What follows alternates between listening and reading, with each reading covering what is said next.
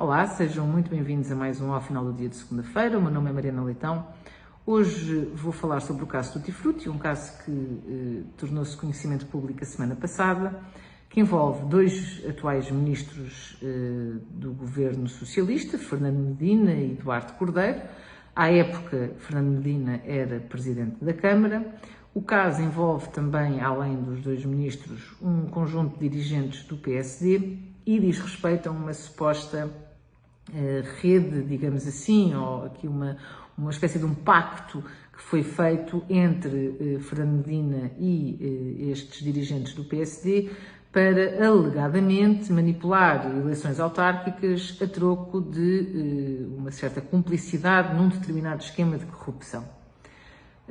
Isto está tudo em investigação ainda, portanto estamos a falar apenas de alegações, mas há duas coisas que eu gostava de dizer relativamente a este caso. Por um lado, o caso mostra claramente, até porque está em investigação em algumas situações desde 2018,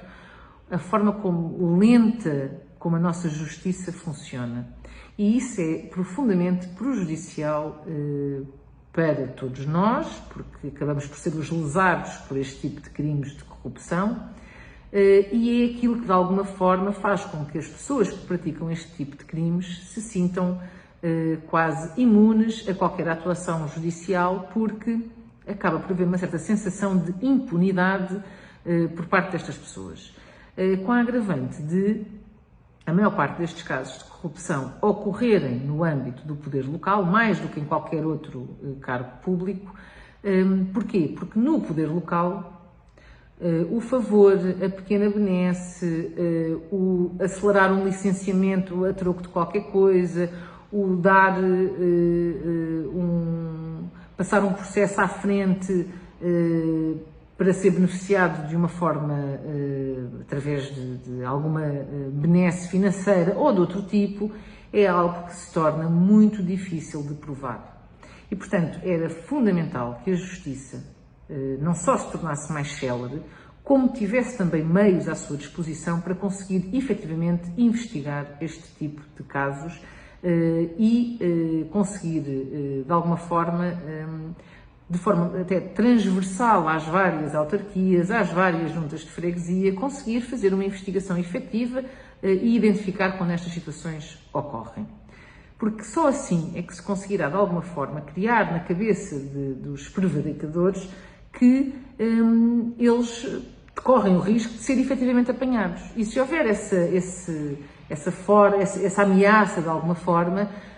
isso pode ajudar, obviamente, a dissuadir as pessoas de cometerem este tipo de crimes. A segunda nota que eu queria referir diz respeito àquilo que nós acabamos por concluir quando mais um caso, a juntar a todos os outros que nós já conhecemos, de todas as trapalhadas ao longo dos anos, e não só do Partido Socialista, também do Partido Social Democrata, portanto, e não só também de outros partidos, há de facto um conjunto alargadíssimo de casos de corrupção no nosso país.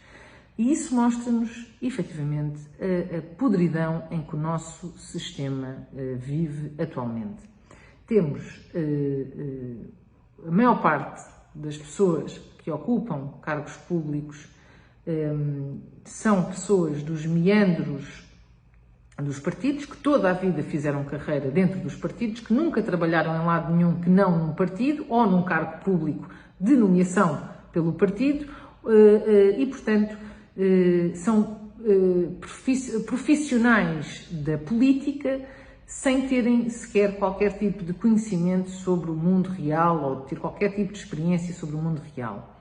E isso, de facto, acaba por ser profundamente prejudicial para o funcionamento das instituições e para o próprio funcionamento da democracia. Portanto, enquanto a política no nosso país for dominada por um conjunto de boys e girls habituados aos favores de um conjunto de pessoas nos partidos, que vão subindo na vida conforme o nível de influência que têm e o tipo de favores que prestam a uns e a outros, a verdade é que a nossa democracia vai estar sempre com este constrangimento e vai estar sempre sujeita a este tipo de situações. E, portanto, era muito importante que, passássemos a olhar de alguma forma para este tipo de casos com outro, sendo bastante duros e exigentes com aquilo que é a nossa classe política, garantindo assim que essa nossa exigência também acaba por fazer com que haja outro tipo de compromisso e outro tipo de comportamento por parte destes detentores de cargos públicos. Porque a verdade é que não só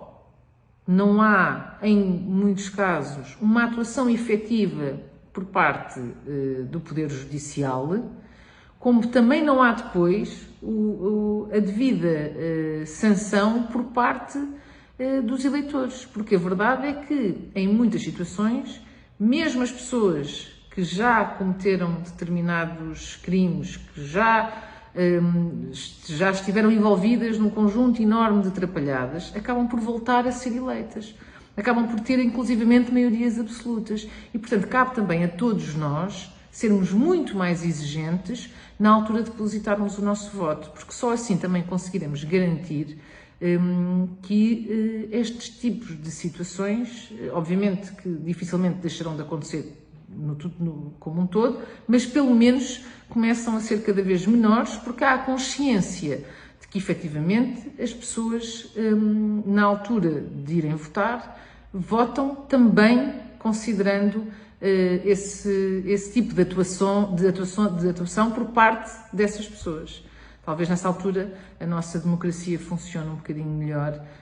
e haja de facto um pouco mais de confiança nas nossas instituições e nas pessoas que ocupam os cargos. Muito obrigada a todos e até para a semana.